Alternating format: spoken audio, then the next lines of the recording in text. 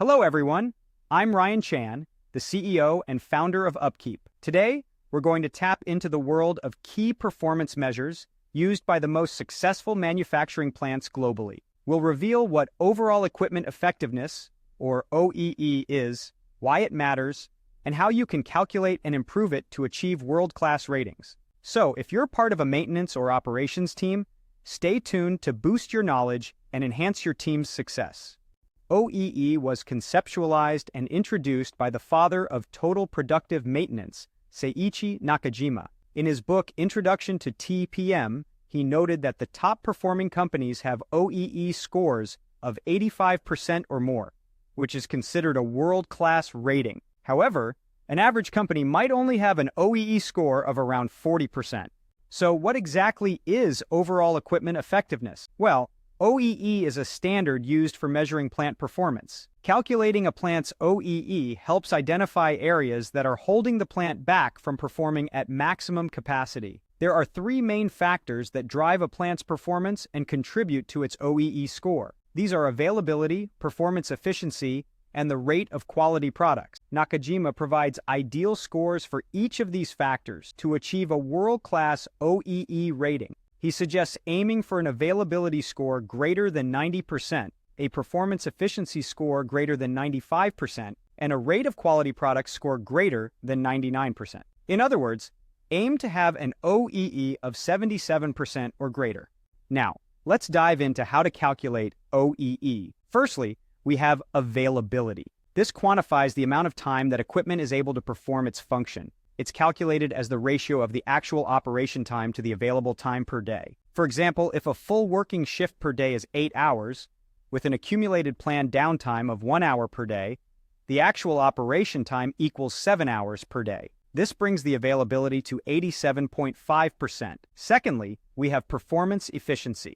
This quantifies how much longer it takes to complete a process compared to its ideal cycle time. For example, if 440 units are produced with an ideal cycle time of 0.5 minutes to produce each unit, and the actual operation time is recorded to be 420 minutes, then the performance efficiency is calculated to be 52.38%.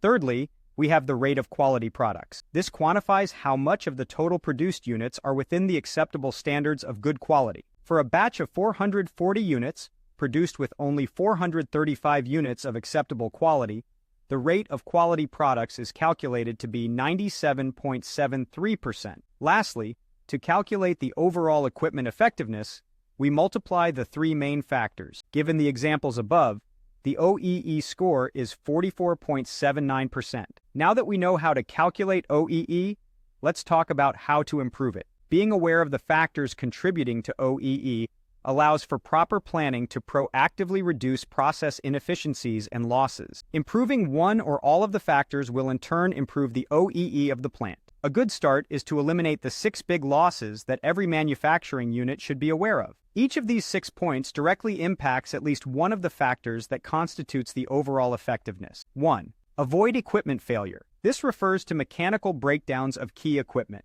or generally any unplanned downtime that can cause a significant decrease in availability. 2. Expedite setup and adjustment. This is a period of reduced or stopped activity when equipment is being set up and adjusted. 3. Minimize idling and minor stoppages. These are minor interruptions in production that can cause unnecessary increases to the production time. 4. Troubleshoot. Reduced speed. This occurs when equipment is running at increased cycle times that vary too much from ideal levels. 5. Minimize defects in process. These are any errors along the processing flow that cause flaws to the finished product and therefore a decrease in the number of quality products. 6. Prevent reduced yield. This occurs when equipment is not working under the optimal conditions to produce products within the acceptable quality standards. Addressing these losses will inevitably lead to an improved OEE. Thank you for watching today's video. We've covered the concept of overall equipment effectiveness, how to calculate it, and steps to improve it.